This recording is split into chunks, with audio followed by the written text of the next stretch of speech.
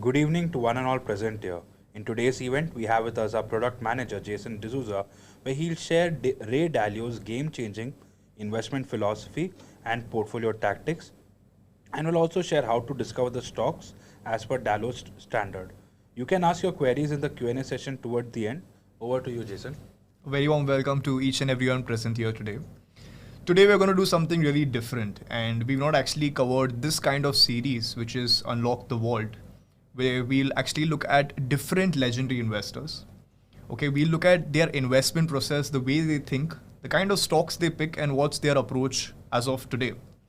And also, our Chief Investment Officer, Mr. Sunil Damania, did a topic where he looked at Warren Buffett's learnings. This time I'll be looking at Ray Dalio. And going forward, if you all kind of like this, we'll be looking at other legendary investors, might be R.K. Davani or other investors in the Indian market, so on and so forth. So we'll start off this disclaimer that investment in securities is subject to market risk. Past performance should not be construed as a guarantee for future returns. Now, before I go ahead, we did promise you all something, so I'll get to that big announcement first. Okay, this is a limited time fiscal offer we are introducing for our investors. Okay, and now this is kind of going to be a bit surprising for you all because we are going to have the model portfolio and optimizer part of this plan. I know a lot of investors, a lot of our existing investors, a lot of the new investors wanted this, and due to popular demand, these two major features will be part of the plan. Now, it doesn't stop here. The price is going to be 21,999 for 2 years. If you all might be aware, previously we just had a plan of 26,999. So you are getting a price benefit over here of 27% discount. We are also adding 6 months free. Okay, it's our brand fiscal offer, and we are adding 6 months free directly. So you will be getting 2 years plus 6 months. And as I said, model portfolio and optimizer will be part of this plan. Okay, now most of you all might be wondering, why is it so attractive? Why is this particular plan so attractive? We understand the last fiscal year has been really difficult. Okay, some of the investors might have not got a chance to actually invest in a well-directed portfolio like the model portfolio. So we are reintroducing this plan, but only for a limited period. Now you have to understand we are introducing two major features into this. So the prices will be going up. So it's, quite a last chance to actually avail these all-time low rates. And I would request any one of you all, if you all can extend it or if you all want to subscribe, this is the best time. Let's start off with what will we be covering in today's event. Okay, I've just made a small timeline. I realized that, the kind of things I'll be talking today might be a bit complex for some investors. But with this particular timeline, and as I sum up the learnings towards the end, you all might get few takeaways from this particular event. What are we covering today? First of all, who is this legendary investor, Ray Dalio? Okay, what has he done over his life? What is his investment style? And I think that's why many of the investors are joining us here today. What exactly is his investment style? Is it similar to MarketsMojo? Is it quite different? How are some of his strategies performing? So he has two flagship strategies, two flagship funds under his Bridgewater Associates. How are they actually performing? And what is that particular strategy he's using? We'll reflect on some of his decisions he's made in the recent past. And the reason I'm doing this particular thing is that we need to actually go into his brain and understand why is he doing certain moves in the market. Okay? We'll be breaking down his principles. Now, he's got a really famous book, okay, where he's listed many principles on that. And it's a really good book. I would request investors to read that. There's also a video on YouTube available about his principles. I'm not going to bore you all with the entire book, just 2 or 3 learnings which I got from that book I would want to show you all in this particular slide. We'll be reviewing his portfolio, and I think this is going to be the most interesting part of the session. What is Ray Dalio actually betting on? Okay, what are the stocks he's investing on currently? Where is his fund actually investing today? Because this particular thing will give us a lot of idea as to how is he perceiving the market, whether it's the US market, whether it's the emerging markets, or how is he perceiving things going forward. So we'll be reviewing his, let's say top 5 stock picks of Bridgewater Associates. And lastly, I know this might get a bit heavy for you all, so I will sum it up. Okay, I will sum up the learning so that we have some key takeaways going forward. Let's start off Ray Dalio, okay, founder of Bridgewater. He's recently exited the company. But one thing interesting is that he started off this in 1975 all by himself. Not in a garage this time. We're getting a lot of people starting off big things in the garage, but this was in his 2-bedroom Manhattan apartment. Okay, started off solo. Okay, he had a particular idea in his head. Okay, and he started off at quite a young age. Okay, back then in 1975. So now let's look at his journey. How has he been doing this? When you break down his investment style, okay, his approach to investing, the first thing is that he is a macro investor. Okay, unlike how we do it here in our Mojo stocks, where we look at a lot of stocks first, we have a bottom to up approach. He's a top down approach. He has a particular perception about the economy. He creates a perception about stocks, let's say bonds, let's say currencies, let's say raw materials. He starts from top. Okay, so he's a macro investor. He looks at economic patterns, and then he will slowly trickle down onto what stocks he should buy. The second one is that he has started off focusing on risk versus reward, and I would give him the credit because he's one of those first managers to actually talk in the terms of alpha and beta. Now, what exactly is alpha and beta, I'll be talking in the next slides, but he is someone who always looks at the risk he's taking before he looks at the returns itself. Okay, it's not about the highest return, it's about how much risk you're taking for that return. And if you have actually sat for my past few events, I always talk about the Sharpe ratio. I always talk about risk rewarded. So he looks at risk versus return, and he will accordingly create his portfolio and strategies. Now, it's a very good way of actually looking at the market. Many of us don't do this. We simply look at, okay, this stock ne 100% return diya hai, or this stock has given 300% return and I'm happy. But he's one of the managers who has started off looking at risk and also reward. The third point is that he is not a buy and hold investor. What I've seen is in his transactions for Bridgewater, he does not follow a plain buy and hold strategy. If he thinks a particular stock is now at its expensive price, or if he thinks it's fully priced, it's crossed its intrinsic value, let me book profits. Which is quite different from many managers who look at a buy and hold strategy. This guy is quick enough. I'll be showing you some of his transactions as well. How he quickly thinks of, booking profits at the right time. And lastly is his point of diversification. And the way he diversifies was quite new into the market. The way he looks at diversification is quite different. Okay, not just gold, he also voiced his opinion on having bitcoins, of around 1 to 2% in his portfolio.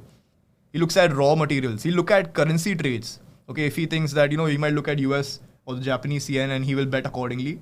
He looks at different asset classes. And across all the books you read about him, or across all the different videos I've actually watched about, he is given high priority to the fourth point, which is diversification. We'll be looking at how he is implementing that in his portfolios. But just to sum up, 4 points: macro, focus on risk versus reward, not just returns. Risk versus return. Not a buy and hold investor as such, and he gives a lot of importance to diversification. Okay, now that we got his investment style, let's look at how is his hedge fund doing. Now, this is as per December 2022, so now there might be a few shifts. But at that particular point of time, biggest hedge fund, okay, Bridgewater Associates, nothing but what Ray Dalio was handling, was the biggest hedge fund back in 2022. Okay, and the ones marked in black are headquartered in UK, and the ones in light is in USA. But you can see Man Group or the Renaissance Technologies, Millennium Management. Okay, but this guy started off in 1975. Coming up all the way to the first position, that's not easy. Okay, you have to actually learn in a lot of big funds. It might be central banks, so on and so forth. But coming to this first position over here is not, it's not a simple piece of cake. It's actually a lot of effort. It's actually understanding a lot of investors, how they actually, and it's about consistently beating the benchmark over a long period. That is when you get into the first position. Okay, this is just an idea of how big his hedge fund is as of, let's say in the past 3 months, as of December 2022, how big it looks. Now, moving on, I wanted to actually look at 2 of his flagship hedge fund portfolios at Bridgewater's. Okay, so looking at the 2 of these portfolios, we have Pure Alpha. Okay, and we also have another one, which is the all-weather portfolio. Now, let's slightly divide these 2, because in the Pure Alpha approach of his investment, the Pure Alpha hedge fund makes directed bets, more of active bets. Now, here you'll have to understand he might go long or he can also go short. whether it's, let's say, a currency or whether, let's say, a commodity, pure alpha looks at directions, might be up, long, or down, short. It goes either way. Okay. And in contrast, we have the all-weather portfolio, okay, which does not make directional bets. Okay, but all-weather portfolio is something where he has believed in diversifying across, let's say, even 14 to 15 different asset classes. Okay, it might be currencies, bonds, equities, so on and so forth. But now moving on, what exactly is this? When I said that he was the first one to separate out alpha and beta, okay, when he looks at pure alpha, the focus is simply on the returns above the benchmark. Okay, this particular portfolio looks at returns above the benchmark. And all weather simply looks at the beta, which is the market return. So to make a very simple equation over here, okay, I'll just write it down with this pen. So let's say, the return which he's trying to generate, okay, the return is nothing but, the market return, which is the beta, plus the extra alpha which you are getting. Now, this particular portfolio over here is looking at outperforming, whereas this portfolio is much safer and is looking at just getting the returns of the market. But the one safe part about this all-weather portfolio is its diversification across raw materials, across bonds, across gold, across stocks. Okay, and it's usually open to big pension funds or endowment funds. If someone wants to put in millions of dollars, that's when the all-weather portfolio is much suited. Because look at the risk over here. You're making returns off the market. Okay, you're making returns off the market, but you're well diversified. Now, if you look at these two portfolios while I was showing this presentation to my colleagues, it's very difficult to actually replicate them as a retail investor. Okay, I'm talking about buying one particular stock, shorting another stock. Okay, it's quite difficult to actually implement it with a retail investor. You require a lot of calculations. You require monitoring your portfolio 24/7. And that's what hedge funds do. Okay, so it might be quite difficult for you to replicate these strategies, invest in currencies, bonds. But just for knowledge, I'm providing you his two different approaches or his two different flagship portfolios which he has. Now, moving on, I spoke about risk versus reward. I actually want to give you all an example. What I meant by risk versus reward. Now, if you see, this is a simple chart where I've plotted Bridgewater Associates, nothing but Ray Dalio's hedge fund moving. You can see this yellow line over here. And also the average hedge fund portfolio.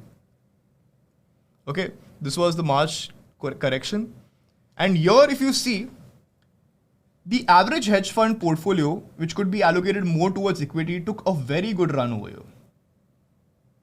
Okay, and his Bridgewater Associates portfolio, which is well diversified, did not take that much of a run. More of because it's not simply allocated only to equity. It's allocated to currencies, bonds, so on and so forth. But one thing, if you can notice over here, the variation or the risk is slightly minimal than something which goes straight up and straight down. Think about an investor who entered over here. Look at the drawdown he might get going straight down over here. Whereas the Bridgewater Associates must have not gone up in a very substantial way, but it has remained stable over here. Even the fall wasn't much severe compared to the fall of the average hedge fund portfolio. That is what I meant by risk versus reward. Okay, if you understand drawdown, you have to understand the return per unit of risk. If your portfolio is just going up, left, right, center, and it's moving in a very volatile manner, he was someone who also looked at risk. Is that risk justified? So that's a key takeaway from his way of investing with Bridgewater Associates. Okay, now apart from risk versus reward, his investment style, I wanted to actually reflect on few of his moves he's done in the recent past, and that will give us a much better idea of how he's actually done. Now I'll tell you all straightforward. This guy has been really famous for actually predicting one of the biggest crises. Okay, so when you understand Ray Dalio's way, he has this particular model to predict financial crisis. Okay, high priority on quants and maths. He has this particular model where he predicted the financial crisis back in 2008. He saw the crisis before it struck. And today, whenever he makes any particular statements, the credibility he has is because he was one of the few people to actually look at 2008 before it occurred. While the average hedge fund lost 19%, his pure alpha fund, okay, the first fund I spoke about, gained about 9.5%. Now that's the beauty. He has a model, he has years of experience, And using that, he could be able to predict the 2008 financial crisis. Okay, putting it out on a chart manner, this is just the US market. Okay, here you all can actually see 2008. And this was his Bridgewater's movement, where the entire market went downwards. But because he could predict it, it went upwards. Okay, so a guy who has been really, really good with predictions. Okay, and in the past few events, I've noticed a lot of investors coming and telling me, you know what, Ray Dalio has also predicted that 2021 might be a financial crisis, or 2023. Recently also he made a particular statement. Okay, but none of them are actually going right. In the recent past, many of his predictions haven't actually gone right. But this 2008 financial crisis, the one he did, gave him a lot of credit. Okay, he saw a lot of inflow of funds because very few people could actually say that there will be a correction at that particular point of time. Okay, so this was one of his biggest moves. If anyone speaks about Ray Dalio, the first thing which comes to my mind is the 2008 move where he actually went against the market. Okay. Another thing which I've noticed is his profit booking strategy. Okay, unlike buy and hold investors, if this person sees some chance of actually booking profits, he goes for it. Now, in 2021, this was a prime example where he, under-allocated himself in S&P 500, nothing but the top 500 companies in US, and he moved to emerging market funds. In other ways, he thought of booking profits after the rally, and then he moved to emerging market funds. Now, let's see what happened. Okay, let's see what happened. Okay, so this particular move indicated a sense that US large caps don't have any more power left. Let's move to rising economies, or in other words, emerging market funds. Okay, so this was the graph of S&P 500. And after that big movement, here is when he said, okay, you know what, I am exiting. I'm booking profits from S&P 500. Now I will under-allocate here and I will push some money to emerging market funds. Okay, but then I went back. I actually went and saw whether he was right at that particular point of time. I went and actually read and seen, okay, now from one particular fund, he's gone to the emerging market funds. But was he actually right over there? This was what actually, I wanted to find out. Now, when I say emerging market funds, a lot of you all might be thinking about emerging economies like India, or some of the South Asian economies. But you have to understand 33% of this emerging economies is part of China. Okay, most of the ETFs, when they talk about emerging economies, they're actually focusing on China. Then I went and saw, okay, from 2021, he booked profits. He moved out of S&P 500. And then I saw the graph again. Now, there are three lines here, don't get confused. He exited this blue particular line, which is S&P 500, but unfortunately, it kept, it went up by 9.75% after his exit. And he went into emerging markets, which actually went downwards. Now, this was a wrong decision. Okay, he put his bet on the emerging markets, which went downwards.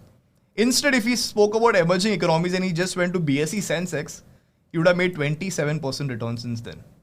Okay, now in a retrospective, I'm just making these lines so it looks like, I know everything all across the plate. But that's not actually true. At one point of time, you might not be able to guess it. Okay, so his move there was slightly wrong, where the emerging markets actually went down. Okay, he could have just remained invested in the US market, which is the blue line, which would have given him 10%. Okay, and if he had, slightly a better perspective, he could have entered the Indian market and he would have made 26%. Okay, so he wasn't actually correct over there. But the takeaway here is his profit booking strategy. He will keep making directional bets, booking profit, moving to the next one, so on and so forth.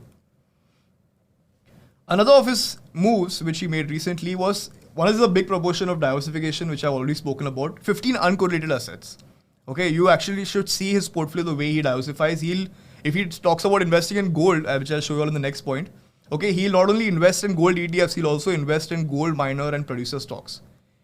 His actually holy grail lies on diversification. Okay, he actually doesn't want to take much risk, so he has gold in his portfolio. Okay, he recommends having around 2 to 5% of gold. Okay, in his hedge fund itself he has, but we also come forward and spoken about having gold to beat inflation, and also his big proponent of diversification. So these are some of his recent moves which he's been doing. Okay, now when I said he's not a buy and hold investor, I also showed you all few of his different transactions, but this is one of it, which was in PNG, which gave me a clear idea that he is not exactly buy and hold. If he sees opportunities, he will buy and sell. Here, for example, he bought 33,000 shares of Procter & Gamble. I'll just mark it in a different color actually. Okay. And then he sold them. Okay, not much, I think a period of 3 months. Okay, then again, regular buying when the market was going up. He got a chance over here, he sold 66,000. Again, it went up, he bought. Okay, he got a chance over here, he's selling the stocks. Okay, so quick moves over here, something what is similar to Mojo stocks. A lot of your questions which comes up is that, one particular stock entered the list and now it's exited, but now it's entered again. How can it enter again? If the fundamentals improve, the stock might enter again. Now, you'll have to understand it's a very volatile environment. Okay, the dynamics keep changing. Simply following a buy and hold approach won't work anymore. And you won't only see it on Mojo stocks, you'll also see it in Ray Dalio's way of investing. Okay, quick intervals of actually booking profits going forward. Another example, okay, this might be just one example. If you look at Johnson & Johnson, for example, okay, here you can actually see 8,000 shares purchased over here and the stock fell down. He got a chance to exit, he exited. Now again, the stock was moving, he bought. Here he got a chance at the peak, he exited. Okay? Here again, he exited 1 million shares. Okay? As I was saying, when he gets the chance, he would book profits. He doesn't mind re-entering. Okay, buy, sell, and that's also one of the particular moves you actually see in hedge funds. Okay, but Ray Dalio is not a buy and hold investor, and this is one of his main moves over here. Okay, now keeping all of this aside, keeping all of his recent moves aside, let's now look at something which is not stock specific. Okay, which is not about gold, bonds, and commodities and equity. This is one book I thought I have to include in this particular presentation. Okay, it's Principles for Success. There's also a video over here. Okay, there's a particular video which you can actually, search it on YouTube and you can watch it in 30 minutes. But this was a well-explained way of actually looking at success, which is not just equity success, might be success in your entire investment journey. But there are few key takeaways, few different examples I thought I should explain to you all. Okay, so let's examine this.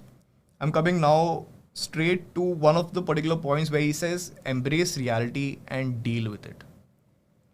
Now, if you look at this particular equation, pain plus reflection, okay, there can be pain. You might lose 20, 30% on one particular stock. But when you reflect back and you make the statement that, equity market is not my cup of tea, I don't want to invest anymore, that's a roadblock. That's a clear roadblock in your investment journey. You can go wrong. You might actually make the wrong bet. You might lose 20, 30% on a stock, that's fine. But when you make the statement that, I want to exit from the market today, or I want to give up investing, that can be your roadblock. Moving on, if you want to actually beautify this statement, if you have some pain in the market, if you lost 20, 30%, but if you reflect in a positive way, what I mean by that, you could say, okay, now the stock had low growth prospects, there are better peers, I could have invested in another one. That is when you will see progress.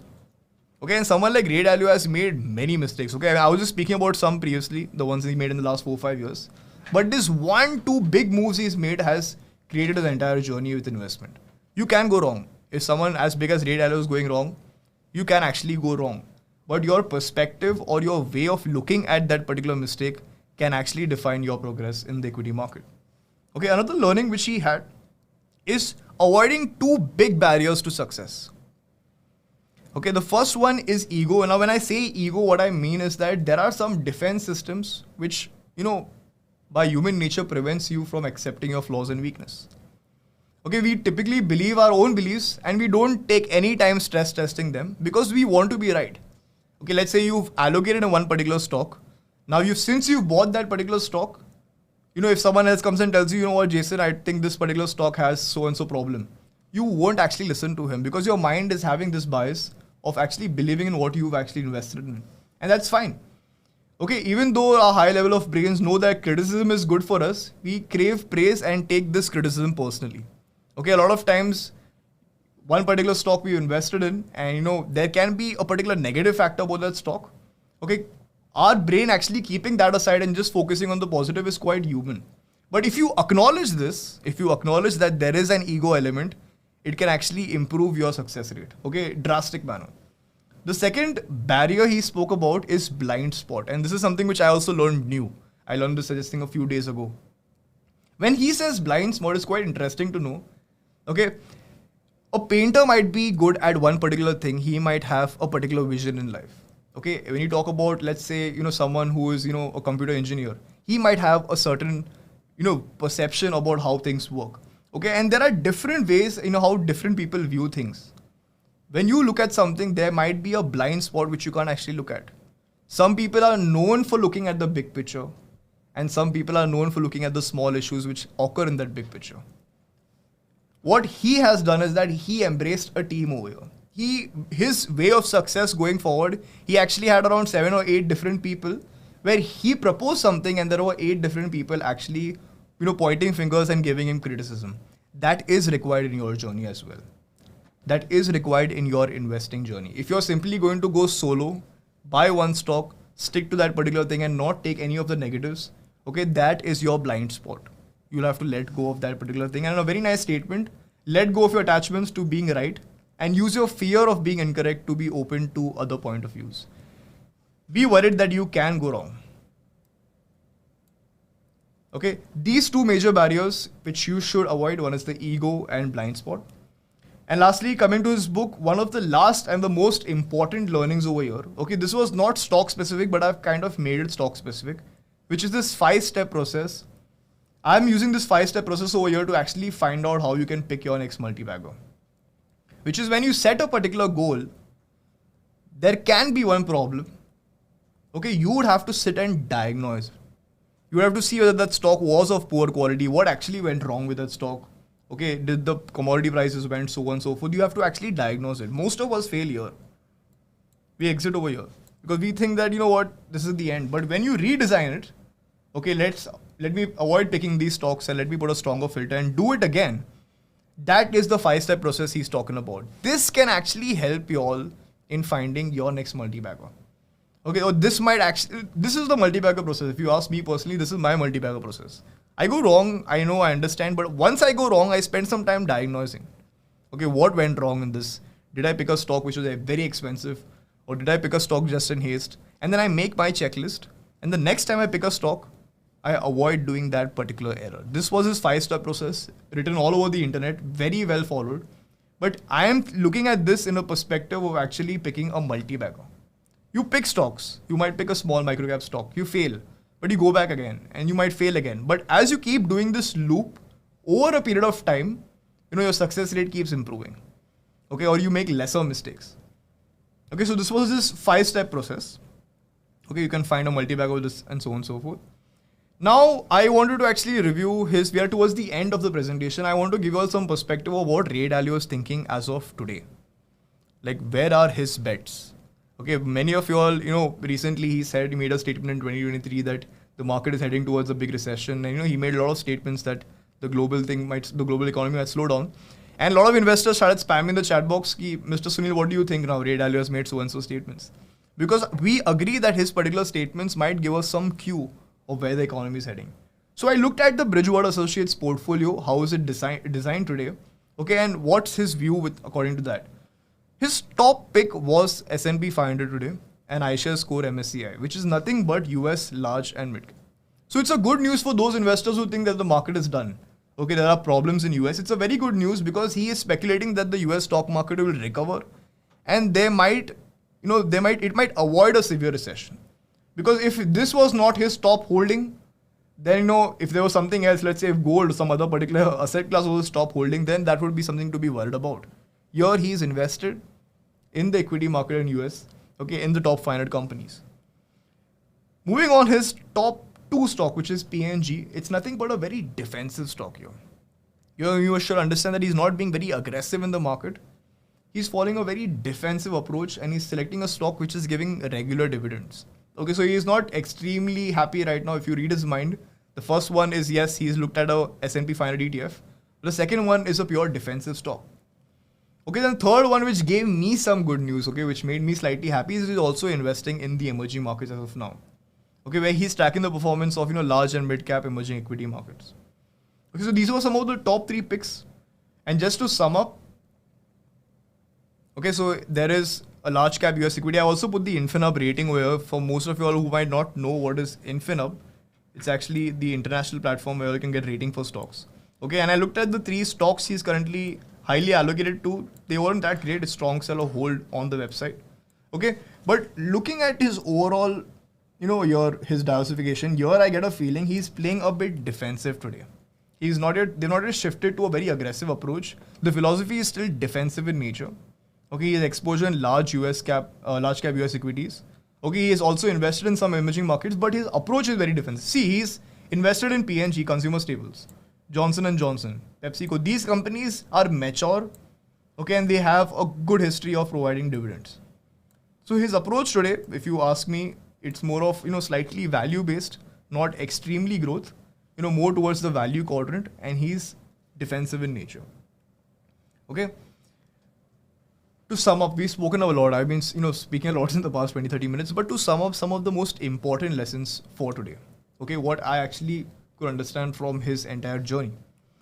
The first one is the beauty of diversification. Okay, the use of excess uncorrelated assets. Don't feel shy if you have to start investing in a very new asset class. The first thing is you'll have to understand that asset class, but understand that the benefits of adding asset classes in your portfolio will reduce the amount of risk.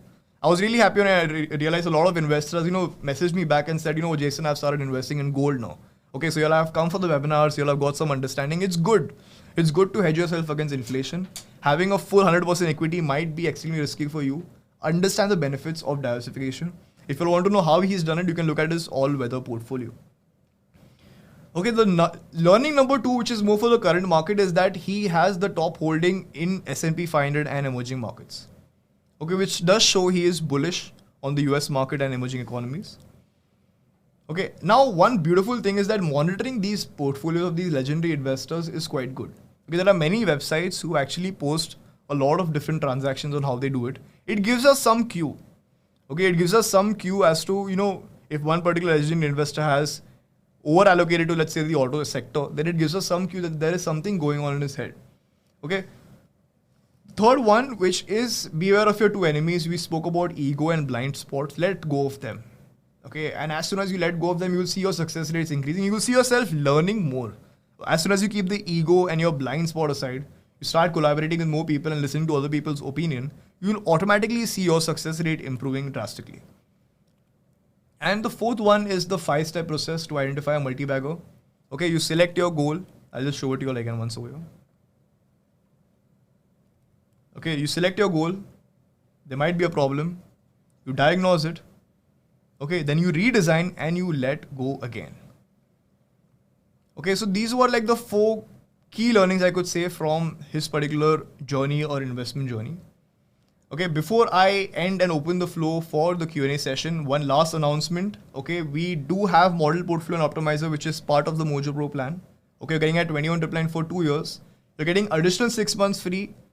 We have reintroduced Model Portfolio and Optimizer, so it's a great time to actually go and avail this offer. I'd request Aiden to drop the link in the box below, and let's open the floor to the Q&A session. Over to you, Aiden. The first question is from Mr. Amir. Hi Jason, how would Ray Dalio pick stock in the Indian market? Any screener for it? Yeah. So I'll just head over straight to the screener section. Okay. So let's go to professional. Let's go to screener over here. Okay, so now if you look at his particular strategy over here, he's quite defensive today. Okay, he isn't actually going full across and being aggressive. So if, I'm just trying to be in Ray Dalio's shoes over here, the first particular filter I would use in his place is something where I'm looking at, let's go to valuation factor, and looking at some companies which are actually good at producing high dividends, at giving out high dividends. We can go to dividend yield over here, and let's set it about, let's say 3 or 5. Okay, another of his bets was that he's looking at, industries which won't be much affected by, it won't be much affected by the recession. Okay, so you're looking at, let's say an FMCG company. Okay, I currently don't have, so I'll just.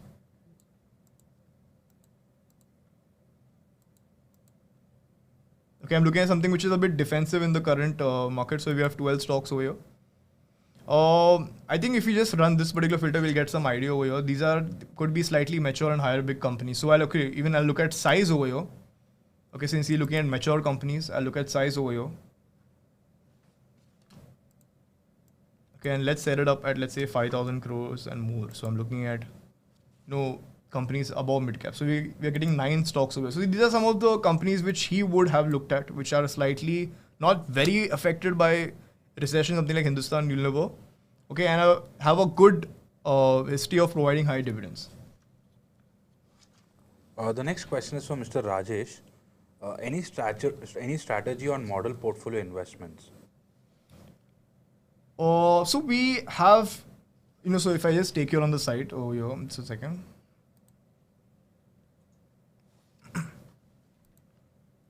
So under model portfolio, we have 3 different strategies actually. Okay, so we have an aggressive, conservative, moderate. So if you just share my screen. Okay, so there are different strategies you can actually opt for. Okay, we have an aggressive one over here. You have a moderate, we have a conservative. If you want to actually find out how each of these strategies perform, you can actually move on to the final page over here. I'll just actually have some few sample portfolios, so I'll just delete one to give you an idea.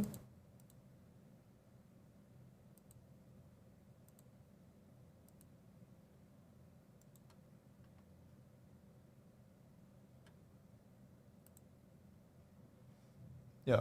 So some of the model portfolio strategies over here, which is now reintroduced, we have around 10 stocks in aggressive, 12 in moderate, okay, conservative. Okay, based on your risk profile, you can get some idea of this performance as on March 23. So if you see the annualized return has been 23% for aggressive, 20% for moderate, and 17% for conservative. So you can use any of these 3 different strategies, sir. So if you want to actually start off with your model portfolio investment, you can click them, and I think you can start off with as low as 1 lakh. So if you want to just, add my amount, but you can start off with as low as 1 lakh. And the beauty about this is that you simply enter the amount. Let's say I want to invest. Okay, I want to select an aggressive approach, or you can select anyone based on your risk profile. Now the beauty about this is that you look at the top stocks currently, the top stocks across sectors, and as of now, which are the best ones to actually build your portfolio with.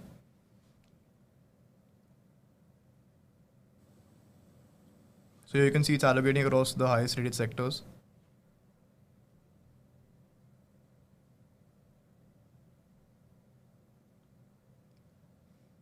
So currently ports is the highest sector over here, and 100% has good quality, 100% has good.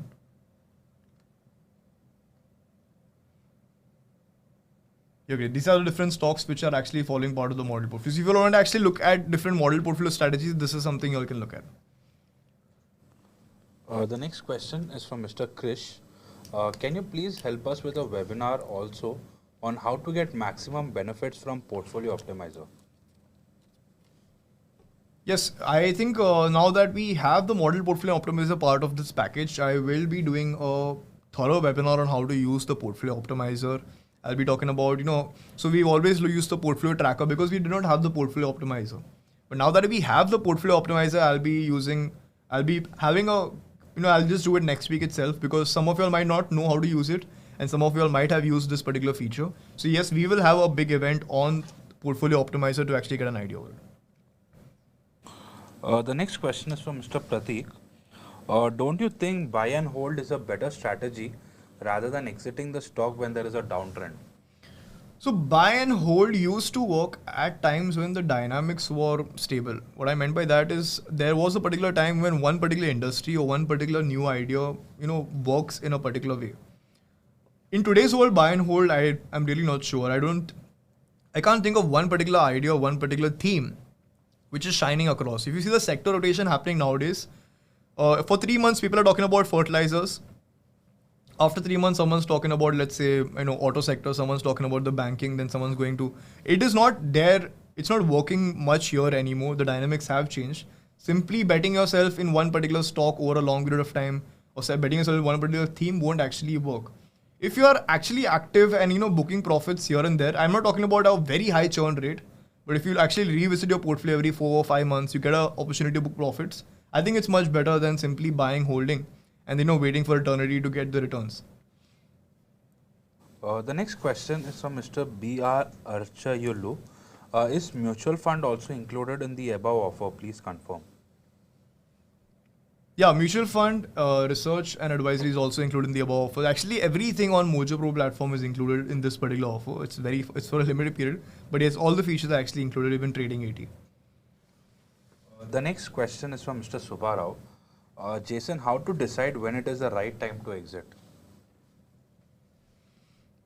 The right time to exit. So there are different indicators I personally use when to find out whether the right time to exit. A lot of times when I invest in a particular stock, and even though the fundamentals are extremely great and the stock is still moving upwards, there can be something in the market which I'm not aware of, and that reflects in the technicals. So I do pay a close attention if the technicals are weakening. Okay, I give a lot of importance to price action in the market because I feel the market sab janta hai, so the investors know a lot more. I pay attention to that. Right time to exit, straightforward for me, is when there's a corporate governance issue. If there's any particular smell in the company, I simply take a move outside the company. I don't actually look at investing in such companies. If I look at the way the score moves, I also have a particular formula, and we have also a particular formula which we shared. If I just take you to a particular stock right now.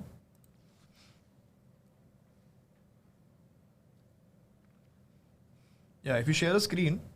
So here, if you see, currently the score is at 77. But as soon as it moves below 60 and the stock is moving downwards, that's when I look at my exit point. Or if it's 60 and moving upwards, I don't worry. But if your stock is at 60 and moving downwards, even I look at that as an exit point. The score tells us a lot, actually. Even the movement of the score helps us understand a lot. So this score has changed from hold to buy. Okay, if it had changed from strong buy to buy, I would be a bit worried. But here you can clearly see the score has changed from hold to buy, so it's a positive. But if it's moving from buy to hold to sell, okay, here closely at this range is somewhere I look at exiting because I get a bit worried whether it will fall down more. The next question is from Mr. Chatre. Can we use customized parameters in our screen? For example, I want to search stock which have turned bullish from mildly bullish with good quality. Can that be done? Yeah, so I don't think it's possible to find out a change in the technical trend. What you're actually asking for is if this indicator has changed from mildly bullish to bullish. That particularly isn't available. You can find out if a particular stock, is technically bullish as of today, and then look at the quality. So, the change in the screen is not available. So I'll speak to the team and see if this is possible to implement. The next question is from Mr. Prashant. Please help us select a multi-bagger stock according to the Dalio strategy, or can we have a webinar for the same on how to select multi-bagger stocks? According to Dalio's strategy, selecting a multi-bagger stock, that would be kind of very difficult. We'll have to have a different particular session on that. Having a webinar on multi-bagger, I will speak to the team and see if that is possible. But I think the 5-step process of Dalio will actually help you all identify a multi-bagger stock, as you know how you keep redoing things. So yeah. The next question is from Mr. Srinivas. Sir, happened to pick a small cap stock where the promoters had pledged their entire share, so did not buy it, but since a week the stock is moving up and created a lot of value. Please give your inputs in such scenarios.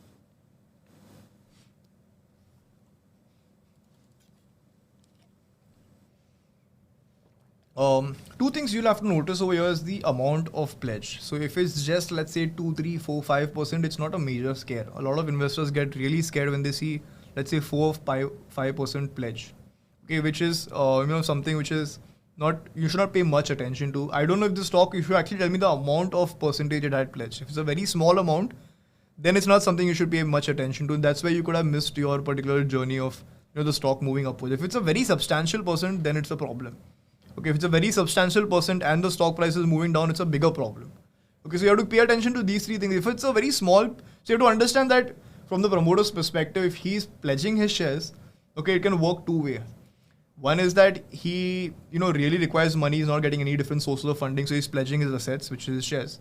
Or in other ways, he's so confident that his price of the company will increase. He's so confident that he can use his shares. That's why he's pledging it. So it works both ways. And you would have to actually pay very much attention. Don't simply look at pledged shares as a negative. That's very big. So we also had, suggested Vedanta, which had some pledge proportion. And the stock did well in the Mojo stock list as well, or in the portfolios. So pledged shares should not be a straight red flag. Okay, it should be something of slight cause of concern, but don't, it's not like your only way of rejecting a particular stock cannot be on pledged shares. The next question is from Mr. Rao. Can we use Mojo score as a filter item?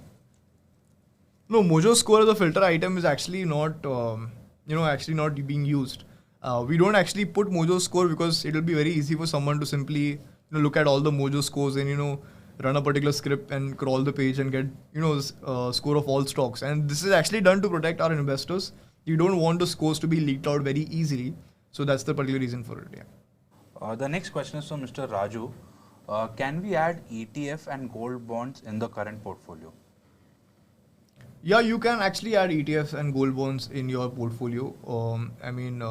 There are many different ways. Even you can actually add sovereign gold bonds. The government is also making a particular announcement on that. You can also, instead of a much simpler way, instead of simply going and looking at gold bonds, you all can, gold assets. You all can simply look at there are different gold funds as well. So you can go to the mutual fund section and actually go and chase these two.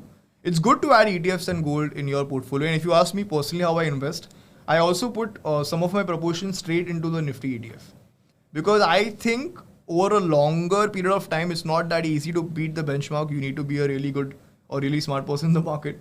So I also keep 20 to 30% of my portfolio looking straight into the ETF of Nifty, because I feel that it does provide some support to my portfolio. It does minimize the amount of risk I have. So yeah, going with ETF and gold is a really good option. Jason, we are done with the Q&A. Okay, thanks a lot. I hope you all could get some learnings out of this particular session. If you all have any feedback on how we can improve this particular thing, do let me know. Just a last announcement, I'll quickly take out on the slide. The Fiscal offer is live. If you all can see it, it's 21,999 for 2 years. We've dropped the price. We're also giving 6 months free. Plus the model portfolio on optimizer feature is added along with this. Okay, it's only there for a very limited period. Okay, and if you all want to actually buy this particular offer, it's available down the video. And we'll also be shortly sending you all an email with this particular link. So thanks a lot everyone for attending today's event. Goodbye and have a great weekend. Thanks so much.